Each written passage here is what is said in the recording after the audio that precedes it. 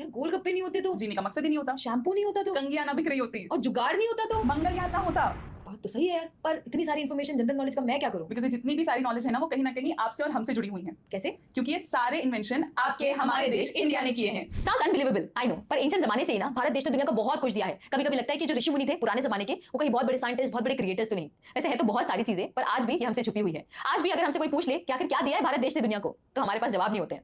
And that's why we thought of making this one video, because we want you to give them the answers. But इसी के साथ आपको पता रहे कि 76 साल पूरे होने वाले हैं, पर हम आज भी कई चीजों के गुलाम हैं। हमारी आंखों में आज भी गुलामी की ऐसी पट्टी बंधी हुई है कि हम हमारे देश पर गर्व करना भूल चुके हैं। तो इस पूरे वीडियो से हमारा बस एक ही मकसद है कि जब आप 15 अगस्त को ध्वज लहराने जाएंगे ना, तो आपका सर गर्व से उठा हो। और ये कब होगा? जब आपको भारत का महत्व पता चलेगा, जब ये महसूस होगा कि अगर भारत ना होता तो क्या होता। So let's get started. Language, medicine, surgery, science and tech, maths, music, health, anything and everything, शायद ही ऐसा कोई एरिया होगा जहां इंडियंस का कंट्रीब्यूशन ना हो। एक बार खुद से सोच के देखिए कि अगर भारत ना होता तो ये सारे इन्वेंशंस ना होते और पता नहीं किन किन चीजों से हमारी दुनिया वंचित रह जाती, जिसमें से सबसे बड़ा योगदान रहा मैथ्स यानी कि गणित। मैथ्स हमारे इंडियन कल्चर का इतना पुराना हिस्सा रहा है कि इसका उल्लेख आपको वेदों में तक देखने को मिल जाएगा। जी हाँ, वेदों में जो मैथ्स है, जो नंबर्स हैं, वो 10 की पावर से रिप्रेजेंट किए जाते थे और इसी से हमें मदद मिली डेसिमल्स के इन्वेंशंस के लिए। वहीं जो वेद में ब्राह्मी न्यूमरल्स है ना, वो आज के समय के नंबर सिस्टम को दर्शाते हैं। फिर मैथ्स के ही कुछ नोन इन्वेंशन जैसे कि जीरो, इनकी अपनी ही अलग एक हिस्ट्री रही है। शून्य के बिना हम कुछ भी इमेजिन नहीं कर सकते। ना आप अपने ब्रो फ्रेंड का बैंक बैलेंस इमेजिन कर सकते हो, ना कैलकुलस, ना फिजिक्स, ना कोई इंजीनियरिंग और ना ही कोई टेक्नोलॉजी। जीरो रिप्रेजेंट्स नथिंग, पर इसकी इंपॉर्टेंस बहुत ज्यादा है। And as we know, famous mathematician and astronomer Aryabhata और Brahmagupta, they are credited for knowing modern decimal place value system and for the use of zero symbol.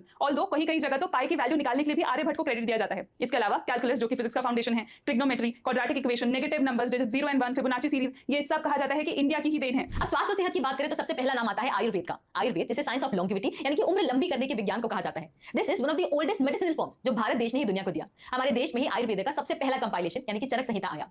जब नॉर्थ इंडिया में अपनी चरम सीमा पर था, तब साउथ इंडिया में आया सिद्धा मेडिसिन। सिद्धा ऋषि ने इसे ढेर सारे स्पाइसेस, मिनरल्स, फ्रूट्स से मिलकर बनाया था। आज इन्हीं की लेगेसी को कंटिन्यू करते हुए हमारे पास अपनी एक डेडिकेटेड आयुष मिनिस्ट्री है। Now that we are on it, हम फादर ऑफ सर्जरी और उनके द्वारा दी गई सुश्रुत संहिता को आखिर कैसे भूल सकते हैं। जिन्हें ना पता हो, मैं बता दूं कि इसी संहिता के अंदर 300 से ज्यादा सर्जिकल प्रोसीजर्स और 120 से ज्यादा सर्जिकल इंस्ट्रूमेंट्स के बारे में बताया गया है। सिर्फ यही नहीं, भारत देश ने दुनिया को homeopathy, cataract surgery, cure of leprosy, ये सारी चीजें हमारे देश से ही दुनिया को मिली है। साइंस एंड टेक्नोलॉजी में देखें तो भास्कराचार्य ने पहली बार पृथ्वी को सूरज के चक्कर लगाने में कितना समय लगता है ये बता दिया था। अगर हम फेमस युग सहस्त्र योजन पर भानु की माने तो हम इंडियंस ने तो काफी पहले ही डिकोड कर दिया था कि अर्थ और सन का डिस्टेंस कितना है। फेमस साइंटिस्ट बोस का इतना बड़ा योगदान रहा है कि उन्होंने अकेले ही माइक्रोवेव कम्युनिकेशन, वायरलेस कम्युनिकेशन और पिस्टल डिटेक्टर जैसे इन्वेंशंस किए थे। इतना ही नहीं, एजुकेशन यानी शिक्षा में भी हम सबसे आगे रहे हैं। दुनिया की पहली यूनिवर्सिटी मतलब तक्षशिला यूनिवर्सिटी हमने लाई। एजुकेशन यानी शिक्षा का महत्व हमने सिखाया। तक्षशिला, नालंदा, वल्लभी यूनिवर्सिटीज ने कभी भी बच्चों के एकेडमिक ग्रोथ में कॉन्सेंट्रेट नहीं किया, बल्कि उनके ओवरऑल डेवलपमेंट पे फोकस किया। और यहीं से हमने गुरुकुल का कांसेप्ट लाया। श्रुति और स्मृति की पावरफुल टेक्निक हमने सिखाई। और ये टेक्निक कब काम आई? जब मुगलों ने हमारी यूनिवर्सिटीज और लाइब्रेरीज जला दी थी, तब हमारे ऋषियों ने वापस से ये सारा ज्ञान पन्नों में उतार दिया। अब एजुकेशन की बात हो ही रही है तो संस्कृत, जिसे देववाणी के नाम से भी जाना जाता है, न जाने कितनी भाषाओं का संस्कृत से उद्गम हुआ है, वो भी हम इंडियंस की बड़ी देनों में से एक है। पाणिनि के अष्टाध्यायी ने संस्कृत से हमें अवगत कराया। प्रशासन यानी कि एडमिनिस्ट्रेशन का पार्ट भी हमने ही दुनिया को पढ़ाया है। ये कैसे? चलिए बताते हैं।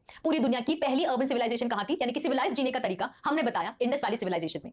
डेमोक्रेसी के रूट्स भी आपको प्री वैदिक एज और जनपदास में देखने मिलेंगे। फिर म्युनिसिपैलिटी और लोकल गवर्नमेंट की फंक्शनिंग भी पहली बार मौर्यन डायनेस्टी में देखने मिली। और आज जो हम एडमिनिस्ट्रेशन के किंग हैं, डिप्लोमेसी को लीड कर पा रहे हैं, ये कैसे कर पा रहे हैं? क्योंकि हमारे पास हमेशा से ही चाणक्य, उनका अर्थशास्त्र और उनकी कूटनीति थी, जो आज पूरी दुनिया में फेमस है, जिसे कई बड़े लोग, कई सारी गवर्नमेंट फॉलो कर रही है। इसके अलावा टीपू सुल्तान से ही इंस्पायर होकर दुनिया को रॉकेट की थ्योरी मिली। म्यूजिक, जो कि सामवेद में मेंशन है, उसमें भी हम आगे थे। दुनिया को शतरंज हमने खिलाया। सांप सीढ़ी और शैम्पू भी हमने ही लाया। कबड्डी से लोगों का दिल बहलाया। मलखम, कलरीपयट्टू जैसे करतब दिखाए। स्तूपास और स्टेप वेल्स बनाए। और बुद्धिज्म, जैनिज्म और अहिंसा का पाठ भी भारत देश ने ही दुनिया को बताया। इसमें सबसे खुशी की बात क्या है कि एंशिएंट समय में जैसे इंडिया का बोलबाला रहा, आज कई साल बाद फिर से इंडिया दुनिया जगत में उभर कर आ रहा है। ग्लोबल स्टेज में इंडिया एक इंपॉर्टेंट प्लेयर बनता जा रहा है। कोविड पैंडेमिक में we help all the needy countries to fight against it. Yoga, pranayama, sadhana से we help many people to improve their health. Environment बचाने के लिए हमने 16 प्रोजेक्ट्स भी लॉन्च किए। Eating cutlery, bee saver board, plastic roads, energy efficient cars जैसे कई सारे ग्रीन इन्वेंशंस भी किए। अब इतना सब कुछ अच्छा होने के बावजूद जब हम कम्युनल वायलेंस या राइट्स की खबरें सुनते हैं ना, तो ये बाकी सारी चीजें पीछे रह जाती है। जब हमारे पास इतना कुछ है पॉजिटिव, इतना कुछ है गर्व करने के लिए, और अगर हम ये सारी नेगेटिव खबरें सुनते हैं, तो हमारा दिमाग भी नेगेटिविटी का गुलाम बन जाता है। Let's not do this with our country. हमारे क्रांतिकारियों ने इस दिन के लिए अपना खून नहीं बहाया था। अगर इंडिया को एक युवा देश कहा जाता है, तो युवाओं की एनर्जी खर्च होनी चाहिए एजुकेशन में, इन्वेंशंस में, पब्लिक वेलफेयर में, स्प्रेडिंग पॉजिटिविटी में, rather than complaining about small things. क्योंकि याद रखिए, अंत में आपको सिर्फ अपने देश के बारे में नहीं, बल्कि पूरी दुनिया के बारे में सोचना है। आफ्टर ऑल, वसुधैव कुटुंबकम भी हमारे ही देश की देन है। सो वी रियली होप कि इस वीडियो से आपको अपने भारत देश को जानने में मदद मिली हो, और अगर फ्यूचर में कभी कोई हमारे देश की निंदा कर रहे हो, तो आज आपने जो सीखा उन्हें जरूर बताइएगा। ऑल्सो जाते जाते हम आप सभी को अंग्रेजों से मिली 76वीं स्वतंत्रता